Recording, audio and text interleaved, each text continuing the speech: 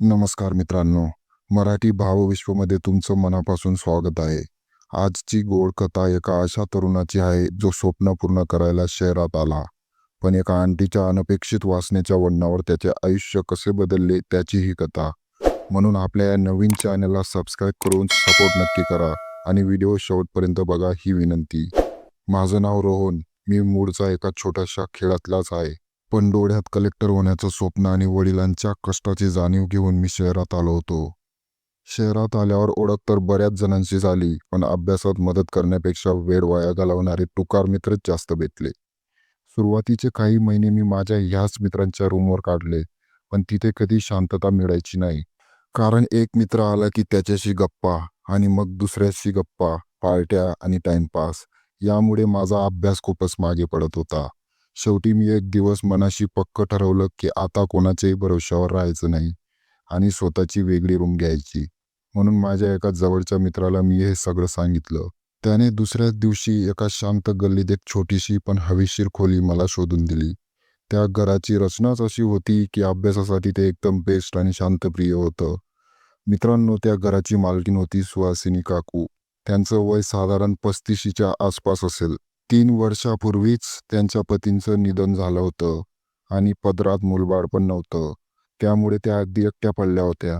पतीच्या आठवणी आणि घरात एकांत, त्यामुळे त्यांच्या चेहऱ्यावर नेहमीच एक उदासी असायची आणि मोठे दुःख असायचं.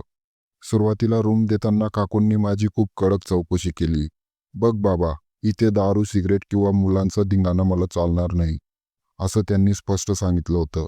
पण मी निर्व्यसनी आणि शांत स्वभावाचा असल्यामुळे त्यांना माझं वागणं आवडलं आणि त्यांनाही घरात एक हक्काचा माणूस मिळाल्यासारखं वाटलं. आणि माझ्या चांगल्या वागण्यामुळे त्या मला नेहमी चांगली वागणूक द्यायच्या आणि सपोर्ट करायच्या. मला बाहेरचं मेसवरचं तेलकट जेवण पचायचं नाही, म्हणून मी रूमवरच स्वयंपाक करायचो. कधी कधी मी काकूंना बनवलेला पदार्थ द्यायचो, तर माझ्या हातची चव काकूंना खूप आवडायची. म्हणून कधी कधी त्या माझ्या रूममध्ये यायच्या, माझ्या जेवणाचं तोंड भरून कौतुक करायच्या. हळूहळू आमच्यात आता रोजच गप्पा गोष्टी होऊ लागल्या. सुहासिनी काकू वयाने माझ्यापेक्षा खूप मोठ्या होत्या, पण त्यांचं सौंदर्य आजही कोणालाही घायाळ करेल असं तेजस्वी होतं. त्यांचं ते साधेपण आणि बोलण्याची पद्धत आणि एकटेपणामुळे आलेली हुरहुर. मी नुकताच विशीत आलेला तरुण होतो, त्यामुळे नकळत माझं मन त्यांच्याकडे ओढलं जाऊ लागलं. सुरुवातीला त्या रूमवर फक्त गप्पा मारायला यायच्या, पण नंतर त्यांचं येणं जाणं खूप वाढलं आणि त्या माझ्या रूममध्ये येऊन तासनतास बसू लागल्या.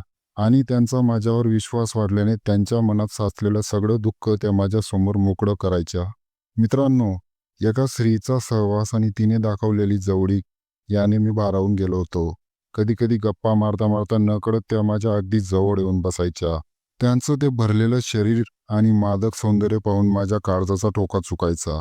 पती गेल्यापासून त्याही प्रेम आणि स्पर्शासाठी खूप आसुसलेल्या होत्या. आता माझ्यासारखा तरुण मुलगा समोर पाहून त्यांच्याही भावना अनावर होऊ लागल्या होत्या. संध्याकाळ झाली की त्या मला त्यांच्या घरात टीव्ही बघायला किंवा जेवायला बोलवू लागल्या. सोफ्यावर टीव्ही बघताना त्या मुद्दाम माझ्या खांद्याला टेकून बसायच्या.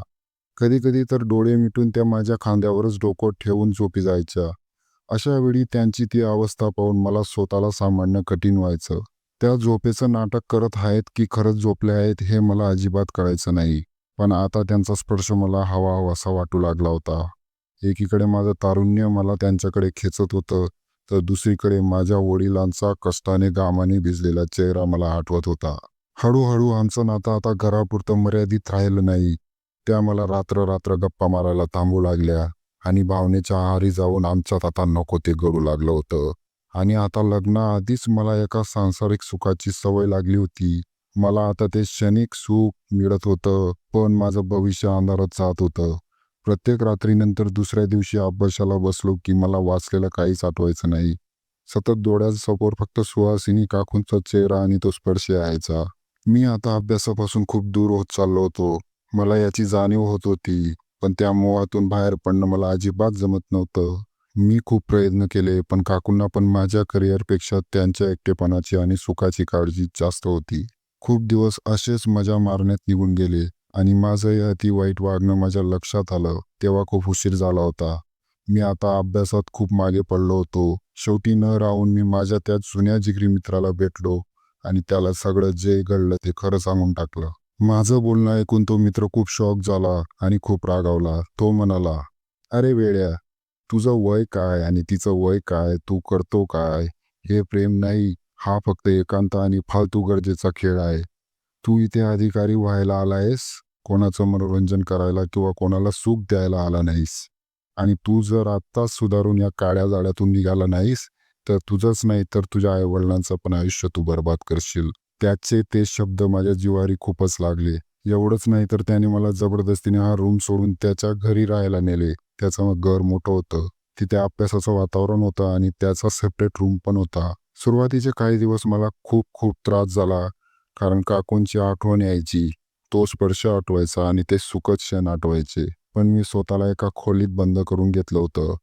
जेव्हा जेव्हा काकूंची आठवण यायची, तेव्हा मी डोळे मिटून माझ्या आईबाबांचा कष्टाळू चेहरा आठवायचो. आणि या सगळ्यात माझ्या मित्रांनी मला खूप साथ दिली. काकूंनी मला रूमवर परत आणायचा खूपच प्रयत्न केला, पण मी परत तिकडे पाऊलच नाही ठेवलो. मित्रांनो, हळूहळू काही दिवसांनी मी त्या मोहातून बाहेर पडलो आणि दिवस रात्र एक करून मी पुन्हा अभ्यासात मन लावलं. शहरातल्या त्या रंगीन दुनियेपासून मी स्वतःला माझ्या ध्येयासाठी तोडलं आणि काही महिन्यांनी परीक्षा झाली आणि मी पास होऊनच गावी परतलो. पण आज जेव्हा मी मागे वळून बघतो तेव्हा मला जाणवतं, जर त्या दिवशी मित्राने मला सावरलं नसतं, तर एका क्षणिक सुखासाठी मी माझं आयुष्य आणि माझं आईवडिलांचं आयुष्य उद्ध्वस्त केलं असतं. मित्रांनो, तारुण्य हा असा काळ आहे जिथे पाय घसरण्याची शक्यता सर्वात जास्त असते आणि आकर्षण वाटणं नैसर्गिक आहे, पण आपल्या ध्येयापेक्षा मोठं काहीच नसतं. क्षणिक सुखाच्या नादात आपण आपल्या आईवडिलांची स्वप्ने आणि आपलं भविष्य पणाला लावतो. योग्य वेळी घेतलेला कठोर निर्णयच तुम्हाला आयुष्यात यशस्वी बनवतो. त्यामुळे आजच्या जनजडमधल्या युवकांना एवढंच सांगणं आहे की या कथेतून एक चांगला बोध घेऊन सावध राहा आणि आपल्या ध्येयावर लक्ष केंद्रित करा. मित्रांनो, ही कथा तुम्हाला कशी वाटली हे कमेंट करून नक्की सांगा. जर तुम्हाला ही कथा आवडली असेल तर नक्की मनापासून एक लाईक करा आणि अशाच नवनवीन कथांसाठी आपलं मराठी भावविश्व हे चॅनल आत्ताच सबस्क्राईब करून लवकरात लवकर 1000 सबस्क्रायबर्स पूर्ण करा आणि आम्हाला सपोर्ट करा ही विनंती. भेटूया पुढच्या अशाच कथेत. तोपर्यंत काळजी घ्या. धन्यवाद.